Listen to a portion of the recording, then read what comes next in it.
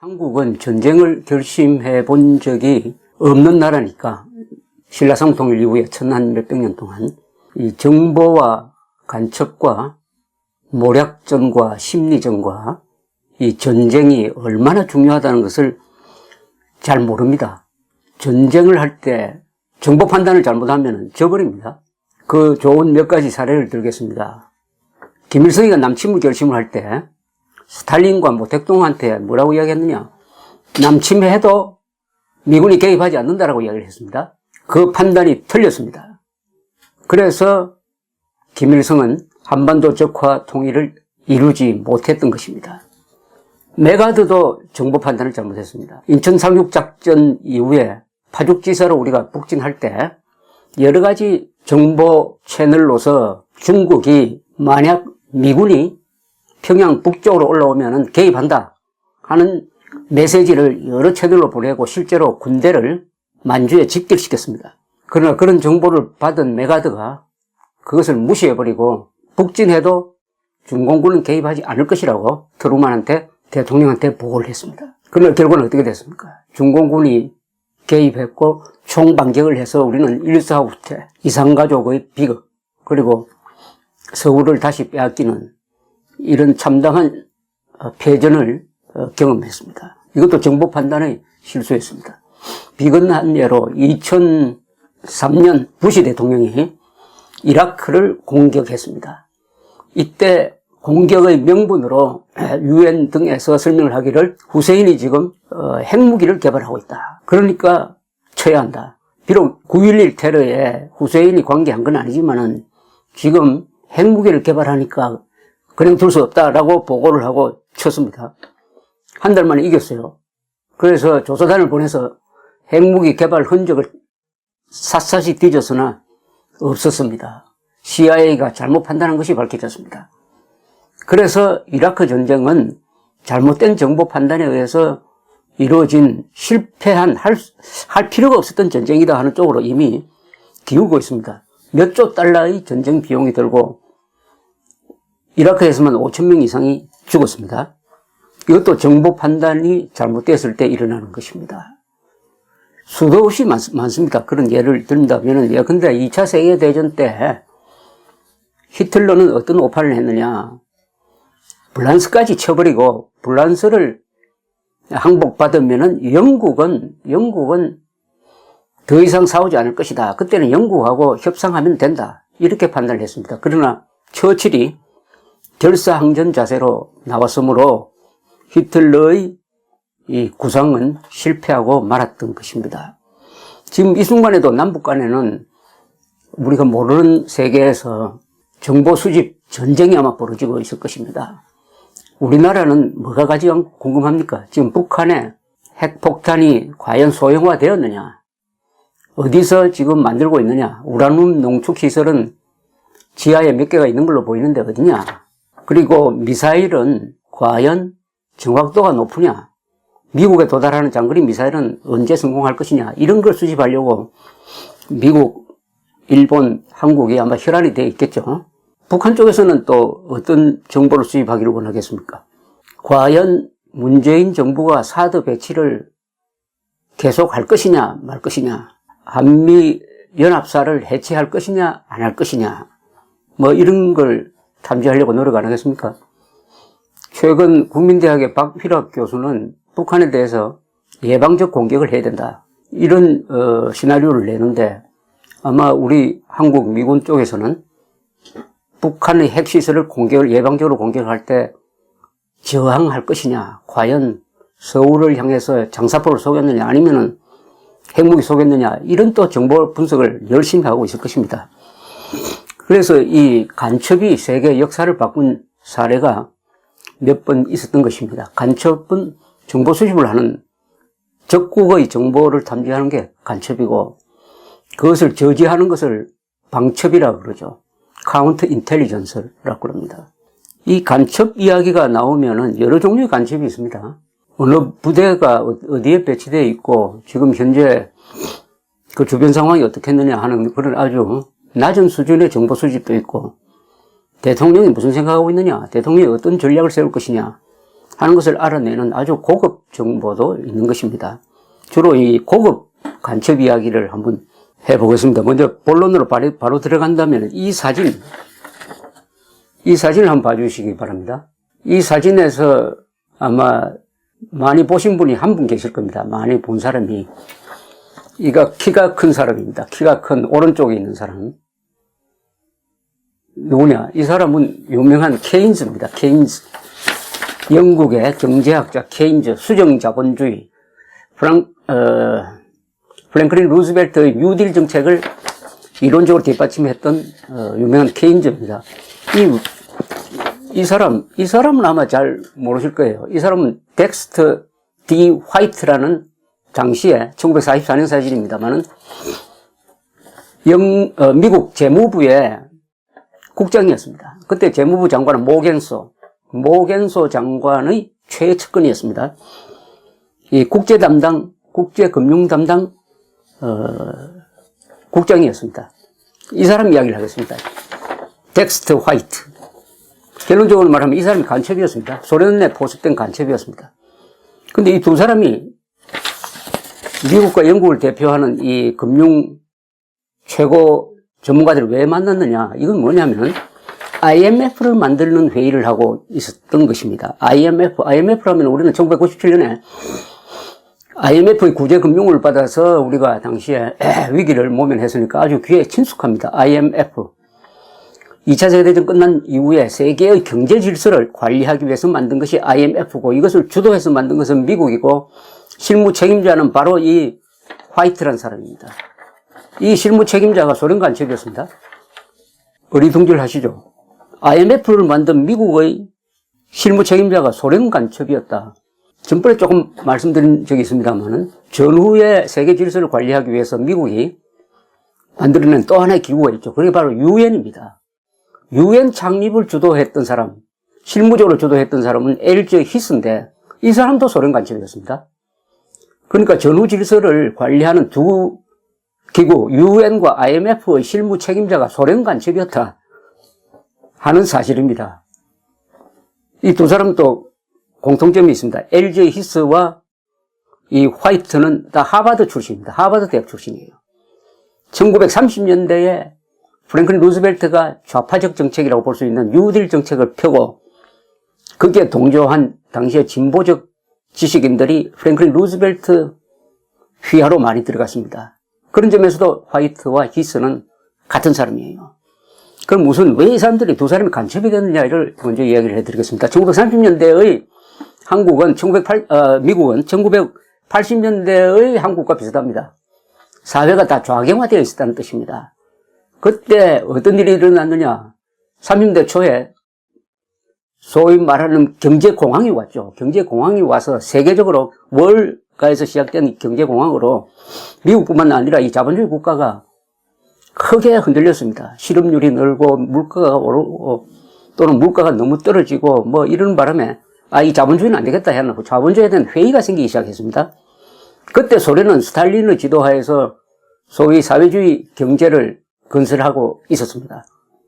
독일에서는 나치가 등장하기 할 무렵이었어요. 이때 미국의 지식인들이 사회주의 쪽으로 기울기 시작했습니다. 1980년대에 광주 사태 이후에 한국의 대학교에서 좌경화가 되면서 그것을 노린 북한이 주사파를 키운 그 상황과 매우 비슷합니다. 한 시대가 좌경화가 되면은 그 세대가 좌경화가 됩니다. 그럼 그 세대 속에서 친공산주의, 친소 지식인들, 친북한 이런 분위기가 형성되는 것입니다. 이런 분위기가 형성되면은 어떠냐? 간첩 공작을 하기가 쉽습니다. 소련에서 바로 그것을 노렸던 것이고 북한에서 바로 1980년대부터 한국의 좌경화된 운동권 지식인들을 상대로 공작을 펴서 대성공하고 있고 이런 이야기가 있습니다.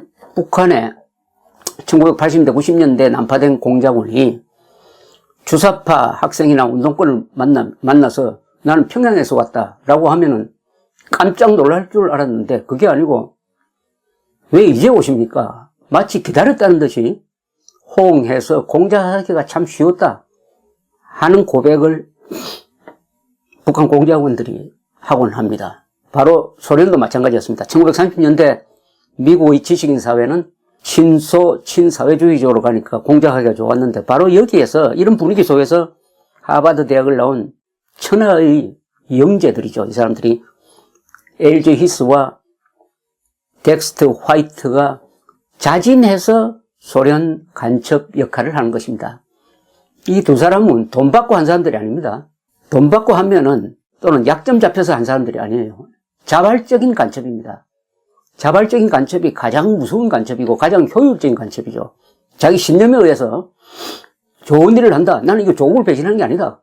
조국보다 더 큰 세계의 무슨 평등, 평화를 위해서 내가 가진 수단, 지위를 이용해서 바로 그 이상적인 국가인 소련을 도와주는 것이다. 이렇게 생각하니까 이건 종교적 확신입니다. 바로 지식인들이 그런 종교적 확신에 빠지기 쉽죠. 근데 여기에는 언론의 큰 도움이 있었습니다. 즉 1930년대 소련에서는 무자비한 숙청이 이루어지고 있었어요. 스탈린이 수십만 명의 공산당과 간부들과 군 장교들을 숙청하고 있었습니다. 또 아주 쇼 트라이얼이라고 그래가지고 아주 이상한 재판극을 만들어서 그 기소된 공산주의자들이 나는 간첩입니다라고 이렇게 막 자백을 하도록 만들고 하는 이런 기가 막힌 대숙청이 일어나고 있는데 의외로 세계 언론은 그 숙청극을 축소 보도했습니다. 그래 함으로써 많은 미국의 지식인들이 스탈린의 악마성, 공산주의 악마성을 제대로 알지 못하고 거기에 눈을 감도록 만들었습니다. 1980년대에 북한에서 핵을 개발하고 강제 수용소를 운영하고 공작원을 보내가지고 전두환 대통령을 죽이기 위해서 미얀마까지 쫓아가서 아웅산 테러 일으키고 김현희를 보내가지고 대한항공기를 폭파시키고 하는 이런 만행을 저질렀음에도 불구하고 주사파가 더 창궐했다는 것과 비슷한 상황이죠. 여기서 중요한 것은 어떤 이념적 확신, 종교적 확신이 있을 때는 사실은 별로 중요하지 않습니다. 북한이 저렇게 못 살고 김정일이가 저렇게 나쁜 짓을 하는데 한국에 어떻게 아직 공산주의가 있겠느냐, 한국에 어떻게 빨갱이가 있겠느냐 이렇게 이야기하는 것은 공산주의 본질을 모르는 순진한 사람들의 이야기입니다. 1930년대 그 풍요로운 미국에서 살면서 자진해서 소련에 정보 갖다 바치고 있는 사람이 천하의 엘리트고 더구나 이 두 사람이 프랭클린 루즈벨트 행정부에서 핵심 척건이었다는 사실, 이런 일이 지금 한국에서 일어나지 않고 있을까요?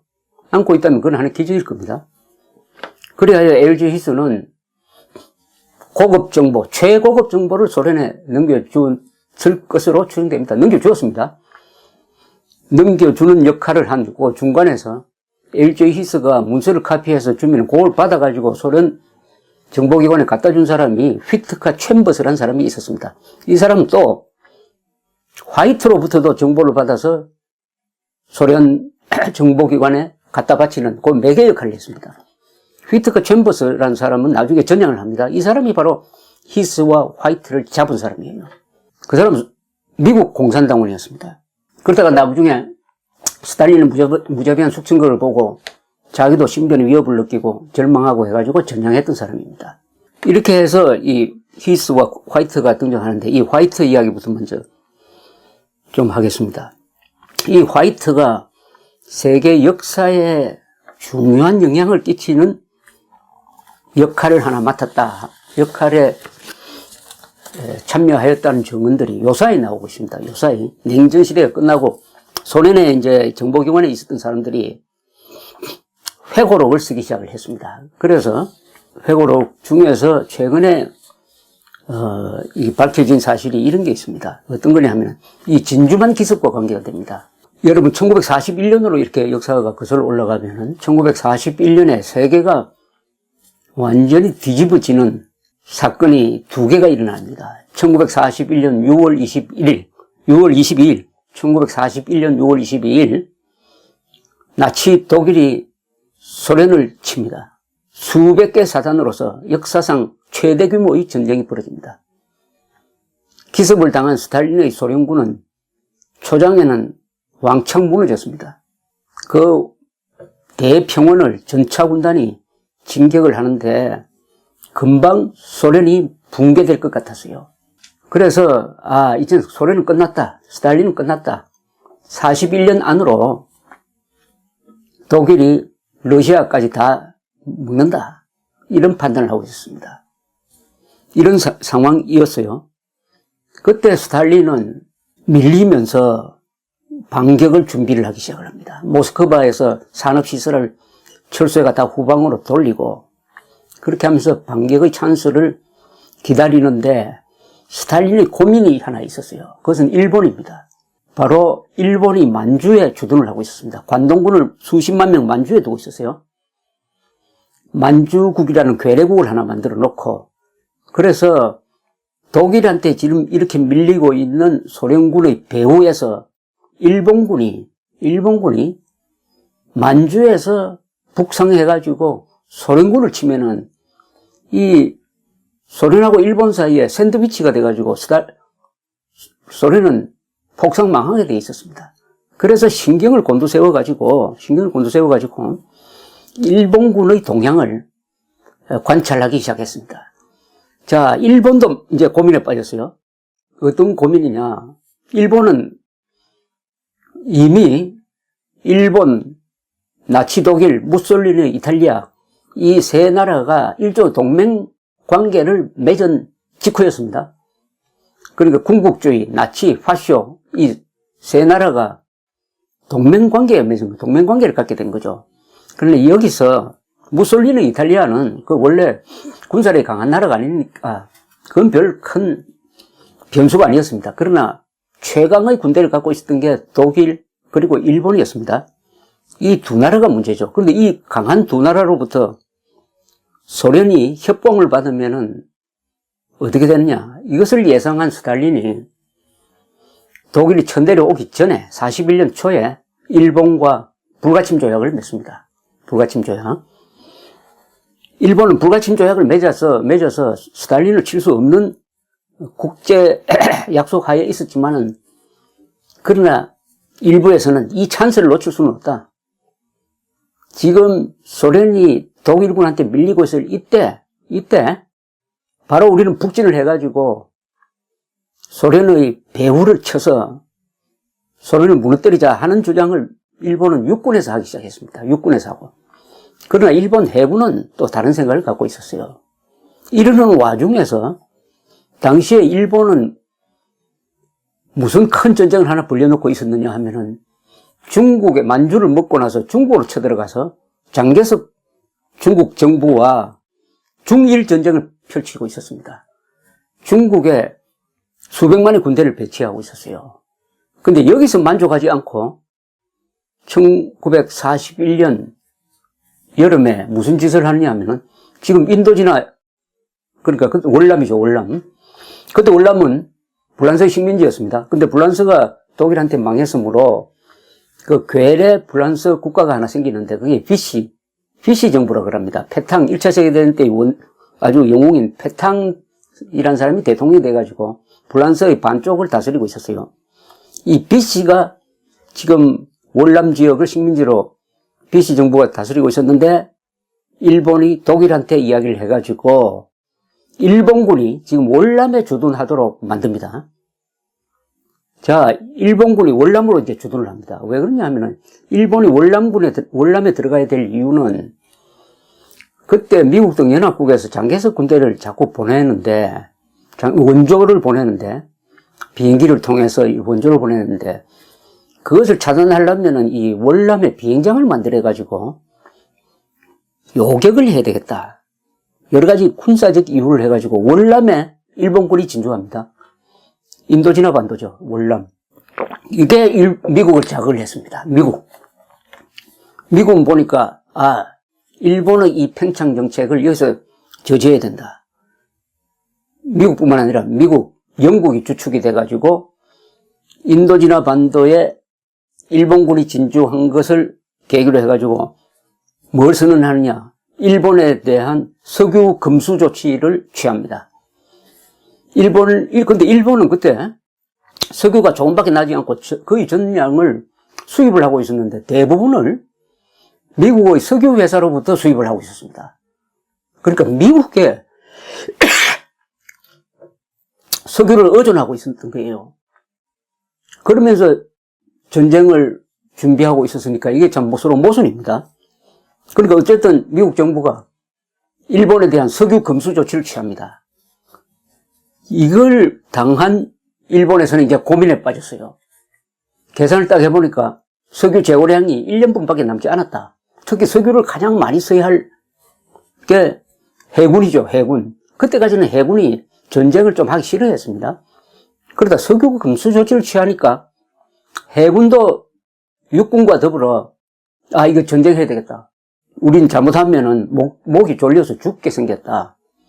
그때 기름이 나온 데가 어디 있습니까? 지금 인도네시아입니다. 인도네시아. 네덜란드 식민지인 인도네시아에서 지금도 그렇지만 기름이 많이 나오니까 그 인도네시아를 쳐가지고 석유 자원을 확보하는 전쟁을 해야 되겠다. 이렇게 판단을 한 겁니다. 그러다 뭐 어떻게 됩니까? 북쪽으로 쳐 올라가서 소련을 칠 여력은 없고 이제 남쪽으로 내려가야 됩니다. 남쪽으로 내려가는 그런 남진 정책을 구상을 하고 있었는데 이때 지금 말씀드린 화이트가 등장합니다. 이 코너로 몰린 일본은 이제 미국과 외교적 타결을 시도합니다. 기름을 끊겼으니까 이걸 풀려면 미국과 외교적 협상을 해야 되는 거예요. 이거야말로 전쟁하느냐 마느냐를 놓고 미국과 일본이 협상을 시작합니다. 미국의 국무장관은 헐이라는 사람이었습니다. Hull, 헐. 이때 일본의 수상은 고노에라는 민간 수상이었어요. 중간에 협상이 잘 안 되고 해가지고 도조 히데키라는 육군장관이죠. 육군장관이 나중에 수상이 됩니다. 이 사람이 전쟁을 결심을 하는데 이런 와중에서 이 미국의 협상 전략에 영향을 미치는 한 사람이 있었어요. 헐 국무장관 말고 모겐소 재무장관. 이 사람은 프랭클린 루즈벨트의 아주 측근이었습니다. 이 모겐소도 고위 회의 때 참여해가지고 루즈벨트한테 어떤 조언을 할 수 있는 입장이었습니다. 소련 간첩이 모겐소한테 누가 영향을 미칠 수 있느냐 보니까 바로 자기들 간첩으로 복무하고 있는 화이트라는 사실을 알았습니다. 화이트 국장은 아주 보고서도 잘 쓰고 명석한 사람이므로 이 모겐소 장관의 최측근이었습니다. 그래서 소련 간첩이, 소련 공작원이 모겐소한테 접근을 합니다. 접근을 해가지고 모겐소를 이렇게 설득을 합니다. 고급 간첩한테는 이렇게 해라 저렇게 해라 시키면 말 안 듣습니다. 그것은 그 사람이 가지고 있는 신념체계를 잘 이해해가지고 자발적으로 뛰도록 해야 됩니다. 그래서 소련에서 파견된 간첩이 이 모겐소의 측근인 화이트를 불러내가지고 마치 토론을 하듯이 하면서 이렇게 이야기를 합니다. 지금 일본과 미국이 협상을 진행을 하고 있는데 일본을 어떻게 다루는 게 좋겠느냐? 일본을 어떻게 다루는 게 좋겠느냐? 이렇게 이야기를 해보니까 소련이 원하는 방향과 화이트가 생각하는 게 같았어요. 그건 뭐냐? 이 기회에 독일과 일본을 꺾어야 된다. 독일과 일본을 꺾어야 된다. 마음속으로는 이런 생각 아니었겠습니까? 독일과 일본이 다 소련의 방해물이니까 독일과 일본을 꺾어야 된다. 히스나 화이트는 미국 이익보다는 소련의 이익을 더 중요하게 생각하는 사람이었습니다. 그래서 화이트한테 소련 공작원이 준비해간 메모를 읽어줍니다. 그 요지는 이렇게 해요. 지금 미국과 일본이 협상을 하고 있는데 이 협상을 깨는 방향으로 일본이 도저히 받아들일 수 없는 조건을 미국이 제시하는 방향으로 모겐소한테 정책 건의를 해주면 좋겠다. 이렇게 되는 겁니다. 그 방향으로 바로 화이트가 메모를 해서 모겐소한테 줍니다. 모겐소는 이것을 루즈벨트 대통령한테 건의를 해요. 이것은 미국 국무부가 가지고 있던 대일 협상안보다는 훨씬 강경한 것이었습니다. 훨씬 강경한 것이었습니다. 그러나 이게 채택이 됩니다. 이게 채택이 되는데 이게 바로 진주만 기습이 일어나기 불과 며칠 전이었습니다. 이게 마지막 협상이 미일 사이에 이루어집니다. 미일 사이에 이루어질 때 미국 측이 헐 장관이 일본한테 내놓은 것이 바로 그 헐로트라고 합니다. 헐로트. 헐로트는 모겐소의 아이디어, 그리고 모겐소한테 그런 아이디어를 집어넣은 화이트의 아이디어와 거의 비슷합니다. 그것은 중국에서 일본이 전면 철수하라 등등 일본이 도저히 받아들일 수 없는 강경한 내용을 거기 담고 있었습니다. 이것을 받아본 일본 측 대표는 이렇게 생각을 했습니다. 이젠 전쟁으로 가는 수밖에 없다. 이것은 일본 정부가 도저히 받아들일 수 없는 조건이다. 이렇게 생각을 합니다. 그걸 도조 히데키의 일본 정부에 보고를 했더니 일본 정부도 미국의 이 조건은 받아들일 수 없다 해가지고 전쟁을 결심합니다. 12월 초입니다. 12월 초. 전쟁을 결심하고 이미 그때 진주만을 향해서 이미 비밀리에 다가가고 있었던 연합함대 사령관 야마모토 이소로쿠한테 지시를 합니다. 12월 8일 진주만을 기습하라. 12월 8일 진주만을 기습하라. 이런 지시를 하게 되는 거죠. 즉 화이트의 역할은 미국과 일본의 협상이 깨지도록 만들어가지고 미국과 일본이 싸우도록 만들면은 일본이 소련을 공격할 여력은 없어진다. 소련을 위해서 바로 이런 정책 건의를 했다는 것입니다. 이게 최근 드러난 이야기인데, 자, 여기에 또 유명한 간첩이 또 한 사람 등장합니다. 조르게라는 사람입니다. 조르게. 이 조르게라는 사람은 당시에 일본에서 활동하고 있었는데 이 소련 간첩인데 신분을 여러 번 세탁을 해가지고 당시에는 독일 특파원 행세를 하고 있었습니다. 독일 신문기자. 자연히 도쿄에 있는 독일 대사관하고 잘 친해지고 출입을 할 수 있게 되었습니다. 독일 대사는 독일에서 온 기자니까 안심하고 만났습니다. 이 조르게는 또 일본 사람들 협조자를 많이 여러 명 핵심적인 가지고 있었어요. 그 중에 한 사람은 당시에 고노의 수상 척근이었습니다. 이렇게 해가지고 고급 정보를 수집을 하기 시작을 했습니다. 그 최대의 고급 정보는 뭐냐? 조르게가 수집한 최대의 고급 정보는 그 1941년 9월 14일에 스탈린한테 보고한 겁니다. 이 조르게가 보고를 합니다. 뭐라고 보고를 하느냐? 일본은 소련을 치지 않는다. 일본은 남진 정책을 편다. 즉 미국과 싸우는 정책 또는 인도지나 반도를 넘어서 인도네시아를 치는 이 남진 정책으로, 남진 전략으로 그 전략의 방향을 정했다. 이렇게 보고하는 것입니다. 이 조르게의 정보를 스탈린은 믿을 수밖에 없었습니다. 왜 믿을 수밖에 없었느냐? 이 조르게는 독일 특파원으로 위장을 해가지고 도쿄에 있는 독일 대사관을 출입하는 과정에서 바로 1941년 6월 22일에 독일군이 소련을 친다 하는 정보를 미리 입수를 했습니다. 그럴 수밖에 없는 게 독일과 일본이 아주 동맹국이니까 이 정보를 스탈린한테 보고를 합니다. 스탈린한테 직접 들어갔습니다. 그러나 스탈린은 그걸 무시해버립니다. 무시해버려요. 스탈린도 그때 독일이 칠 것이라는 많은 정보를 입수하고 있었지만은 이상한 자기 확신이 하나 있어가지고 그걸 다 무시를 했습니다. 그 중에 하나가 조르게의 정보였습니다. 가장 정확한 정보였어요.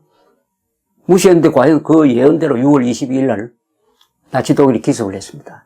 그러니까 스탈린으로서는 자기가 무시했던 정보가 정확했으므로 조르게의 정보, 즉 일본군은 북상해가지고 소련을 치지 않는다. 남쪽으로 내려갈 것이다. 이런 정보를 믿게 됐던 것입니다. 그때 이 정보가 왜 중요했느냐. 독일군이 모스크바로 진격을 하고 있었습니다. 11월 말쯤 되면은 거의 모스크바 앞에 당도를 했습니다. 12월 넘어가면은 저 멀리 모스크바 크레므린의 첨탑이 보일 정도까지 다가갔습니다. 이때 굉장한 추위가 닥쳐왔어요. 이제 모스크바가 완전히 포위될 상황에 몰렸을 때 스탈린이 거의 마지막으로 예비병력을 투입합니다. 예비병력을 투입해서 반격작전을 펴니다. 이 예비병력이 어디서 나타났느냐? 어디서 왔느냐 주로? 바로 만주에 있는 일본군을 견제하기 위해서 시베리아에 배치해 두었던 소련군 약 50만 명을 서쪽으로 돌려서 모스크바 앞에서 반격전에 투입하는 겁니다. 50만 명입니다. 50개 사단이에요. 이것을 일본을 경계하기 위해서 시베리아에 배치했다가 조르게의 정보를 받아보니까 일본 걱정할 것도 없다고 하니까 이것을 50만 명을 빼내가지고 독일군의 공격을 마지막에 저지하는 반격작전에 투입합니다. 그렇게 해서 41년 12월의 모스크바 대반격작전에서 독일군이 후퇴하고 무너지고 해서 한 100km쯤 후퇴를 합니다. 여기서 스탈린이 살아나고 소련이 살아나는 거죠.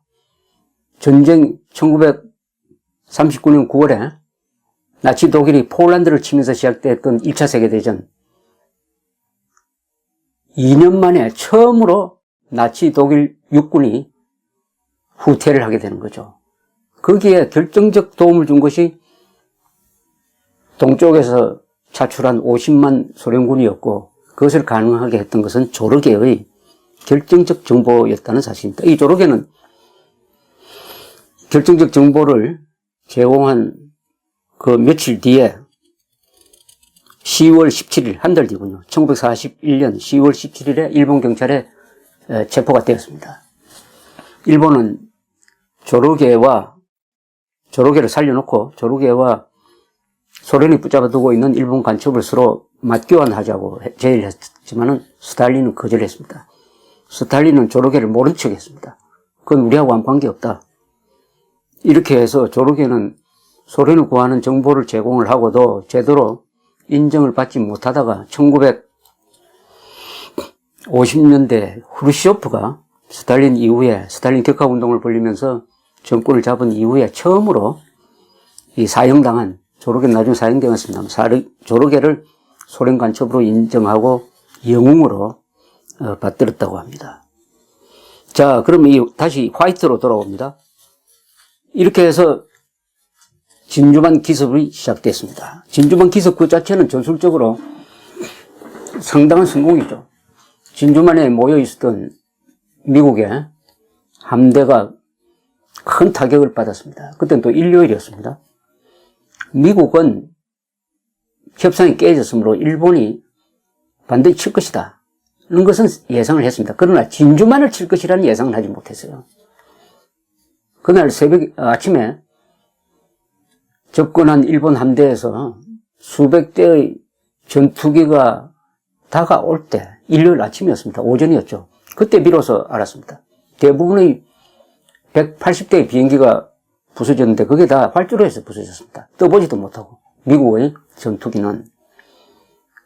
그리고 한 3,000명이 전사를 했습니다.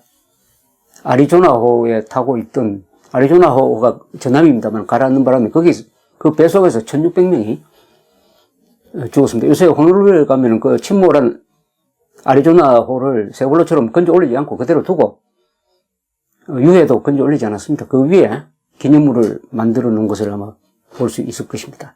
다만 이때 이 진주만에 있던 펄하버에 있던 일본의 항공모함은 당시에 공격을 받지 않았습니다. 그 며칠 전에 추락을 한 뒤였습니다. 항공모함이 살아있었어요. 항공모함을 격침시키지 못한 것은 일본의 완전한 계산 착오였던 것입니다. 자, 이 진주만 기습이 뭘 의미하느냐? 진주만을 공격을 하니까 그 며칠 뒤에는 히틀러가 미국을 상대로 선전포고를 합니다. 그때까지는 미국과 독일은 아직 싸우지 않았습니다. 영국이 고독하게 나치 독일을 상대하고 있었는데 진주만 기습 직후에 나치 독일 히틀러가 가만히 있는 미국에 선전포고를 합니다. 이렇게 되니까 어떻게 됩니까?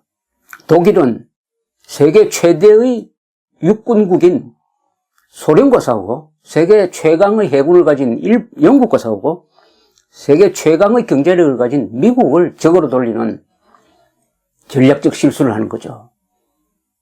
그래서 이미 1941년 12월에 나치 독일과 일본의 운명은 그때 결정된 겁니다. 다만 시간을 얼마나 끄느냐, 어떤 식으로 전쟁이 끝났냐만 남아있었지 전쟁의 결론은 이미 거기 났던 것입니다.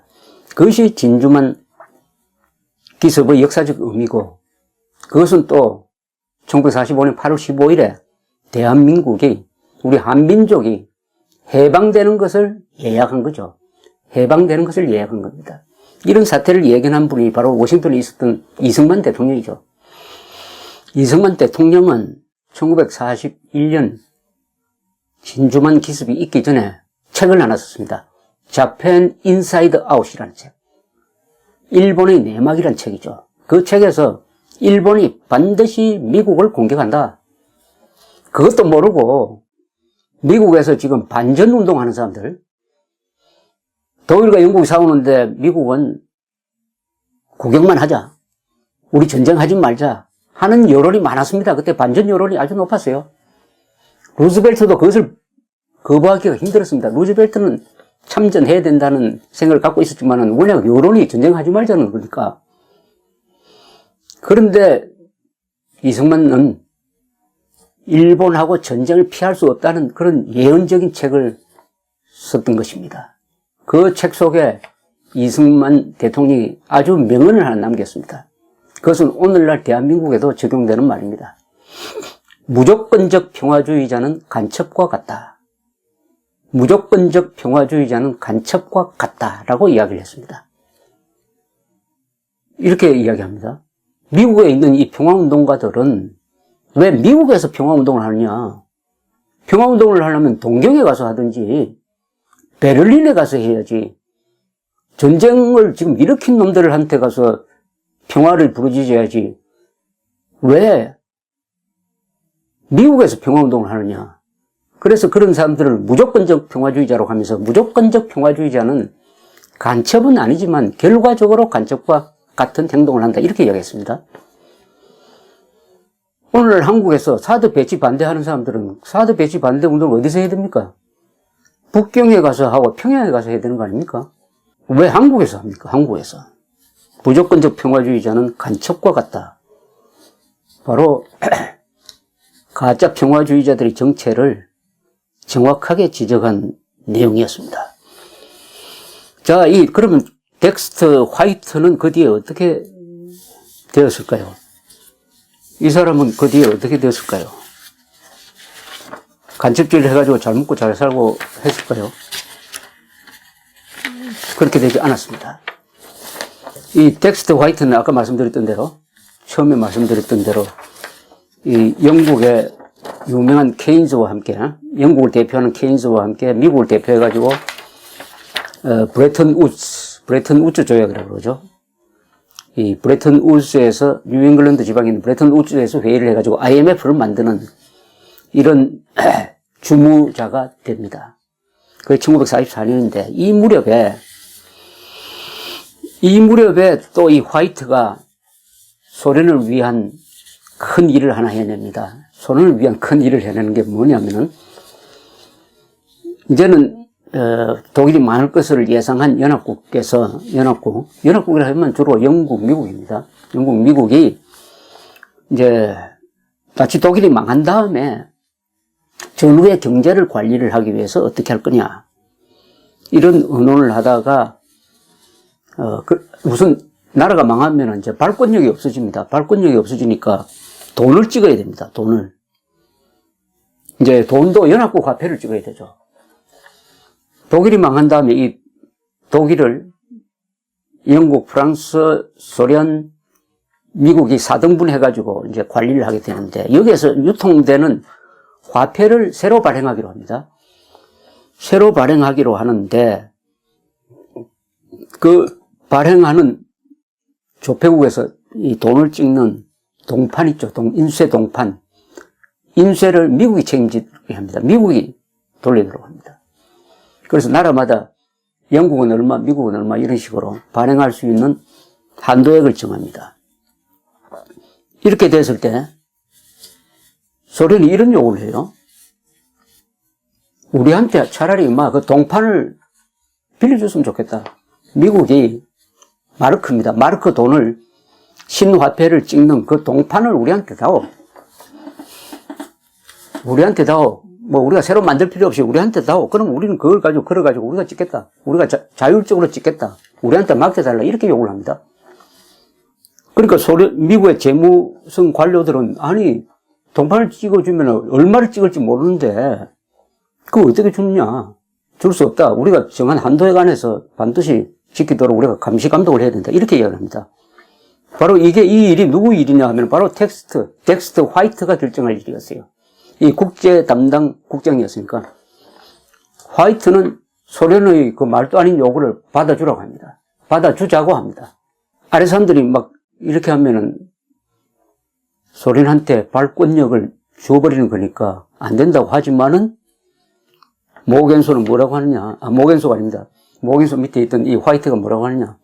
아니, 소련이 좀 그렇게 마구잡이로 찍어가지고 좀 남겨도 괜찮다. 그동안 이 전쟁을 하면서 소련이 얼마나 많이 죽었느냐. 사실 이건 사실이죠. 2차 세계대전 때 제일 많이 죽은 사람들이 소련 군인과 소련 민간인입니다. 한 2천만 명이 죽었어요. 2천만 명이 죽었습니다. 인구의 10% 이상이 죽었습니다. 그러니까 2차 세계대전 때 주전장은 독일과 소련 전쟁이 있고 거기에 독일군이 한 70%가 항상 배치되어 있었습니다. 그 말은 맞아요. 독일을 저지하기 위해서 가장 큰 피해를 당한 소련을 좀 도와주자. 그러니까 우리 그 화폐 동판 그거 가지고 뭐 째째해 굴지 마자 해가지고 그러니까 프리핸드를 줘버립니다. 이걸 가지고 소련이 멋대로 발권을 했는데 나중에 누가 계산을 해보니까 이걸로 해가지고 미국이 손해보고 소련이 덕을 본 게 65억 달러였다고 합니다. 65억 달러. 그러니까 65억 달러를 소련에 먼저 해준 거하고 마찬가지죠. 근데 간첩이 하나 있으면 이렇게 편리합니다. 정책 부서에 간첩이 하나 있으면요. 간첩이 하나 있으면은 적국에서 가만히 앉아서 이렇게 65억 달러의 돈을 받아먹는 겁니다. 남북한 관계는 그런 일이 없을까요? 정책 부서에 간첩이 있어야 이게 효과적입니다. 정책 부서에. 정책을 결정하는, 그러니까 정책을 결정하는 간첩이 최고급 간첩입니다. 최고급 간첩이. 그러나 이 사람도 결국은 정체가 밝혀집니다. 1948년. 이 되면은 세계 정세가 바뀝니다. 1947년에 그 한 해 앞에 트루만 닥트린이 선포가 됩니다. 트루만은 루즈벨트하고 다른 반공주의자였어요. 이 사람이 세계 정세를 보니까 이 소련이 팽창 정책을 편다.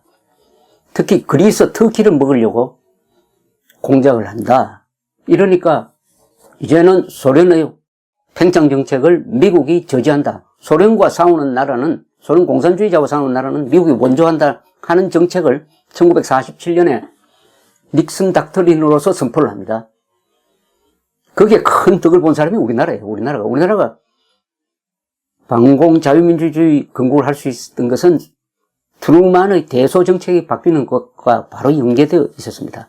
이렇게 되니까 미국 안에서도 이제는 프랭클린 루즈벨트, 이 친소주의자, 친사회주의 정책을 편 프랭클린 루즈벨트 정부에 박혀 있었던 간첩을 폭로하는 사람들이 등장하기 시작했고, 그 중에 한 사람이 휘트카 챔버스였습니다. 이 휘트카 챔버스는 바로 엘저 히스와 덱스터의 정체를 폭로합니다. 그건 뭐 얼마나 좋습니까? 두 사람으로부터 자료를 받아가 그것을 카피해가지고 하나는 자기가 보존하고 있고 하나는 소련 기관에 넘겨주었으니까 저 두 사람이 소련 간첩이라고 딱 지적을 합니다. 그러니까 미국 하원에서 미국 행위자 조사위원회가 만들어져 가지고 거기에 나중에 대통령이 되는 닉슨 같은 하원 의원들이 이제는 방공 입장에서 간첩 비슷한 사람들을 막 불러서 조사를 하기 시작을 합니다.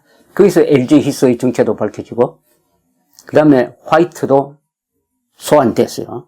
화이트도 소환됐는데 이게 수사기관과 달라서 청문회 비슷하게 이렇게 이루어지니까 요리조리 잘 빠져나갔습니다. 요리조리 잘 빠져나가서 처벌은 모면하는 것 같았지만은 얼마나 많은 스트레스를 받았겠습니까? 자기가 지은 죄는 자기가 제일 잘 알지 않겠습니까? 더구나 고위직에 올라갔습니다. 이 챔버스의 폭로가 없었으면은 소련 간첩 두 사람, LG 히스는 국무장관이 되었을 것이고 이 화이트는 재무장관이 되었을 가능성이 많습니다. 그래서 화이트는 그 의회 조사를 받고 나온 직후에 그 다음 날인가 그 다음인가 심장마비로 죽었습니다. 심장마비로 죽어버렸습니다.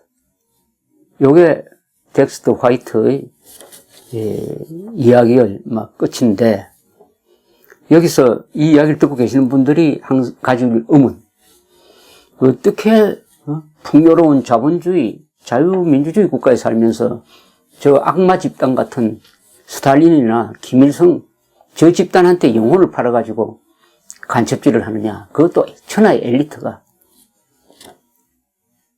이렇게 의문을 가질 사람들이 많을 겁니다. 이 의문에 대해서 바로 LG 히스와 화이트를 고발했던 휘트카 챔버스가 자기의 회고록인 정인이란 책에서 이렇게 설명을 합니다. 그걸 제가 마지막으로 읽어드리면 의문 해소가 될지 모르겠습니다. 휘트카 챔버스는 이렇게 이야기합니다.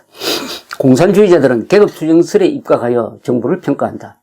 자신이 속한 정부라도 공산정권이 아닌 모든 정부는 지배계급의 정치적 수단이므로 모든 수단을 동원해서 뒤집어 엎어야 하는 대상으로 여긴다. 그러니 조국을 배신하는 데 대하여 양심의 가책이 있을 수 없는 것이다. 화이트 같은 공산주의 동조자도 공산당과 협력하기로 결심하는 순간부터 공산주의자처럼 행동한다. 공작에 협조하는 동조자는 공산당원과 같다고 보면 된다. 이걸 구별하지 말자는 겁니다. 공산당원이나 공산당에 협조하는 사람이나 결국 같은 자다 이런 뜻입니다. 휘트카 챔버스는 또 이야기합니다. 공산주의자들은 간첩 포섭의 기회가 주어지면은 순간적으로 주저하는 경우도 있지만 그러나 항상 승낙하고 만다. 조국을 배신한다는 느낌보다는 이를 도덕적 의무라고 생각한다. 간첩질이 위험하므로 더욱 가치 있는 행동으로 여긴다. 인류의 희망과 미래가 걸린 일에 신념의 이름으로 몰입한다는 것, 이미 역사적으로 파산된 자본주의를 반대하는 일을 한다는 것은 그들에게 양심적 행동이 되는 것이다. 서방세계는 공산주의자들이 우리와 전혀 다른 타협이 절대로 불가능한 가치관을 갖고 있다는 사실을 잘 이해하지 못한다. 이렇게 설명이 되십니까? 이 한국에 적용 안 될 것 같습니까? 챔버스는 마지막으로 이 공산주의에 대한 예리한 관찰을 이렇게 이야기를 합니다. 스탈린은 악하다. 그러나 공산주의는 더 악하다. 스탈린은 최고의 파시즘을 구현하였는데 이는 공산주의의 피할 수 없는 결말이었다. 또 이야기합니다. 공산주의는 절대 악이다. 공산주의자는 전향하면 반드시 고발자가 되어야 한다. 공산주의와 싸우기 위하여 전향하는 것이다. 싸우기 싫으면 전향하지 않아야 한다. 전향자는 살인자들이 배회하고 비명이 들리는데도 정원만 가꾸고 있을 수는 없다. 그러나 공산주의 활동하다가 전향했다고 하면서 공산주의가 싸우지 않으면 그건 가짜라는 이야기입니다. 또 이렇게 이야기합니다. 공산당은 본질적으로 테러 조직이다. 공산당은 폭력만을 존중한다. 그들은 폭력만 겁낸다. 공산주의는 전쟁을 하기 위하여 존재한다. 공산주의 존재 자체가 모든 사람들에 대한 전쟁의 지속을 의미한다. 빅톨 유고의 레 미제라블에는 공산주의자가 되는 동기와 공산주의를 버리는 동기가 다 들어있다. 레 미제라블을 한 번 더 봐야 될 것 같습니다.